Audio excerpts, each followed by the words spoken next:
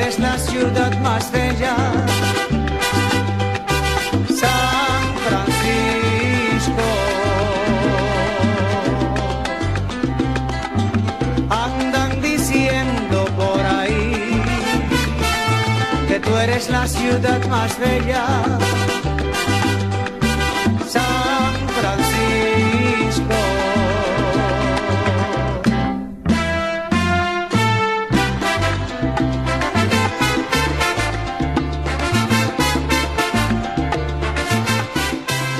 San Francisco is known for being one of the most diverse cities in the United States, shaped by waves of immigration over time. From Latino, Italian, and Chinese communities, each neighborhood brings its own culture, traditions, and food. That diversity is a big part of what defines the city. It's not just a mix of people, but a mix of stories, identities, and influences that show up in everyday life, especially through food. We'll be looking in the heart of San Francisco, specifically in a little area called Mission District.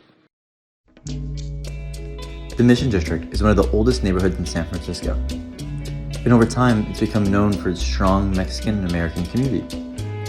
While it originally started as a Spanish mission area in the late 1700s, the neighborhood really began to change in the 20th century when Mexican immigrants moved in and built a vibrant cultural community here. That influence shows up everywhere, from the murals on the walls to the food on every corner.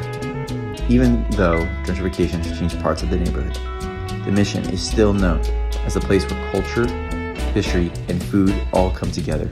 One of the most well-known spots in the Mission District is La Taqueria, a small but iconic restaurant that's been serving burritos since 1973. It's often credited with helping to find the Mission style burrito. And what makes it stand out is how simple it is. No rice, just meat, beans, cheese, and fresh ingredients. They're especially known for their dorado style burritos, which are lightly grilled to give them a slight crispy outside. The place itself is pretty no frills, but that's kind of the point. It's more about the food and the tradition behind it than anything else. La Taqueria is owned by Miguel Oaxaca, who has spent over 50 years perfecting the Mission style burrito, right here in San Francisco. Built on hard work, consistency, and a focus on simple, authentic ingredients, the restaurant has become one of the most respected spots in the city. That dedication even earned La Taqueria the prestigious James Beard Award, solidifying its place as a staple of the Mission District. The Mission Burrito really started to take shape in the 1960s and 70s. It was inspired by traditional Mexican food, but it evolved into something new that fit the lifestyle of the city. Instead of being smaller or more traditional, it became bigger, more filling, easier to eat on the go. What stands out about it is how large and layered it is. You've got multiple ingredients, all wrapped into one meal. That structure kind of reflects the city itself. It's fast-paced, diverse, and constantly changing. So the Mission Burrito isn't just food, it represents the adaptation and how culture shifts into new environments.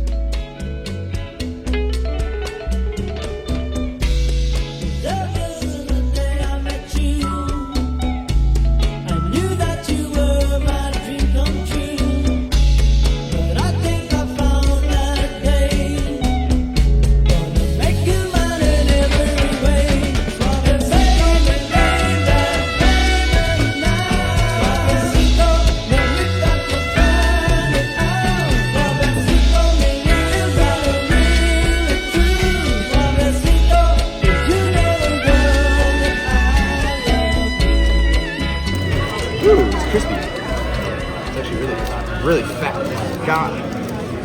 Ooh, thank you. Oh my god.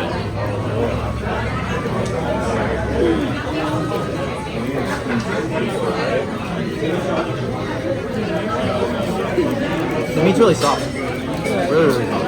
Why are we only watching me? This is bad. You don't have them? Nope. They all heard you. Let's go in the video. Imagine mukbang. First person, this is no homework assignment. This first person would count.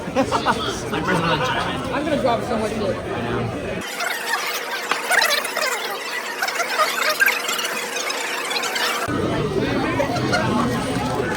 Go ahead and describe the food, fellow triber Milo. It's pretty good. Thanking me. I will say though, Okay. The other one was toasted better, I feel like. I see. I kind of like the burrito toasted better too. Okay.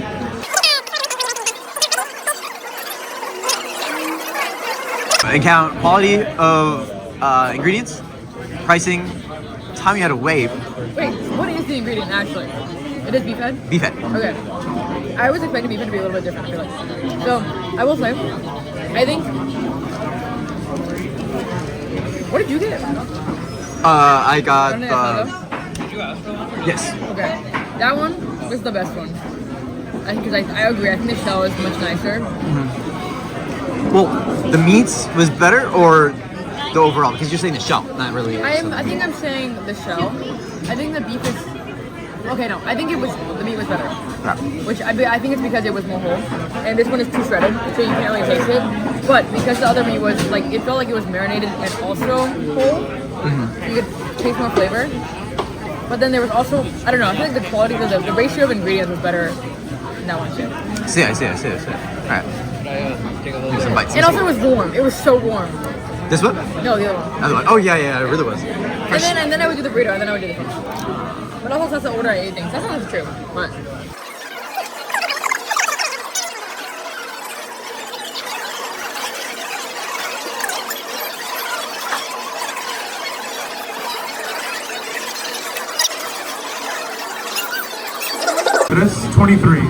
So, I would say Jacob, tell me more about the meat is doing a lot of the heavy lifting with the food.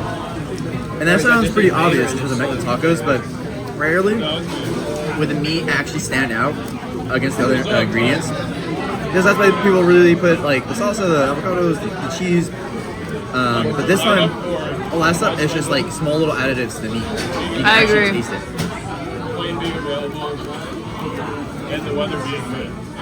But one thing though is the shell, at least the corn shell, is like falling apart too fast.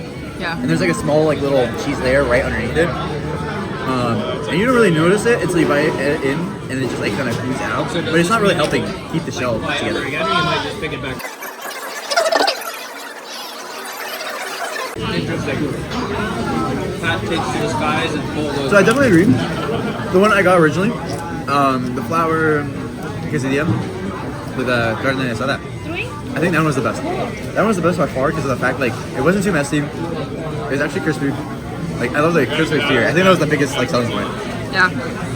And the burrito was toasted. That was fire. Yep, exactly. Okay. You want to ask about this? And you almost got a burrito. What? And I said, let's get a quesadilla. And you said, okay. Thank God. Yes. And you had to enjoy that. And I enjoyed it, and I was happy.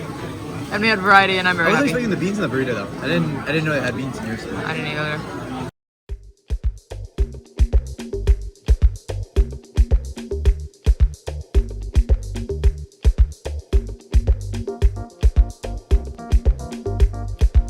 Newark's Ironbound district is known for its strong Portuguese and Brazilian community, which started growing in the mid-1900s as immigrants came to the area for industrial jobs. Over time, they built a neighborhood centered around food, family, and tradition. Today, the neighborhood is one of the most culturally distinct parts of Newark, with restaurants, bakeries, and markets that reflect those roots. Walking through here, you can see how food isn't just about something people eat. It's something that keeps culture and community alive. Ferry Street Barbecue is right in the middle of Newark's Ironbound, and one of those spots people keep going back to if they want real Portuguese-style barbecue. The whole place revolves around charcoal grilling, and you get hit with that smoky smell when you're just sitting waiting for your food to come. Even before, when you're walking the side of the street, you get a nice smell of that meat grilling. They're known for their chicken and rib combos, and everything comes out in a perfect char while still being really juicy and full of flavor. They also have seafood like shrimp and cod, which adds another layer to the menu and shows how the food connects back to coastal traditions. Portuguese churrasco is rooted in a long tradition of cooking over charcoal, where the focus is really on the quality of meat and the flavor that comes from the grill. It's a simple style of cooking, but it's very intentional. Seasoning, fire, and technique all matter. What also stands out is how community-centered it is. These meals are often shared, whether it's with family or a group, and that idea carries over into places like Newark's Ironbound district. Unlike the Mission Burrito, which shows adaptation, Churrasco is more about the preservation. Okay, I just want to quickly review the taste, the flavor of the meat, and of course the overall meal. Even before getting to that location. Oh, actually, this location that we went to, Ferry Street Barbecue, that wasn't the original place I was going to go to. It was much further. We were going to walk there, but as we were walking, we got like a really strong smell of barbecue. I'm like, whoa, what is that? It's like really good grilled meat, and we were just like walking by and like trying to smell at each door. I'm like, okay, where's the smell coming from? Is it this restaurant or this restaurant? And we finally found this one. And we went in like, wow, it smells amazing here. It's like, let's just eat here. It was amazing to be able to see them actually rotate the chicken and like see it cooked right in front of you. And there's just all around you, it's just families. There wasn't like a single person like sat at a table. It was just a bunch of families or groups of friends just sharing a huge meal. I've seen a lot of those portions, especially in like Ecuadorian or other Spanish big combo meals. So I did expect a lot of them, a lot of rice, a lot of French fries. But as for the rice and French fries, they weren't anything special. So the rice was super soft. The French fries were not really salty, not too like oily like you might get it from like a Burger King or McDonald's. They were just nice little accessories to the meat. They had ketchup and like hot sauce on the side, and that's like they definitely poured a bunch for my French fries. But the actual meat was amazing. It was super juicy. I remember taking my first bite and it actually shot out a little bit into my eyeglasses, but I did not care because it tasted so good. It was really, really juicy and had so much seasoning and flavor compared to any other kind of grilled meat or barbecue I've had from similar kind of I guess takes on that type of meal. They definitely set themselves apart in terms of meat. Next up, we got salmon, grilled salmon. I usually really like salmon. For me, I don't know.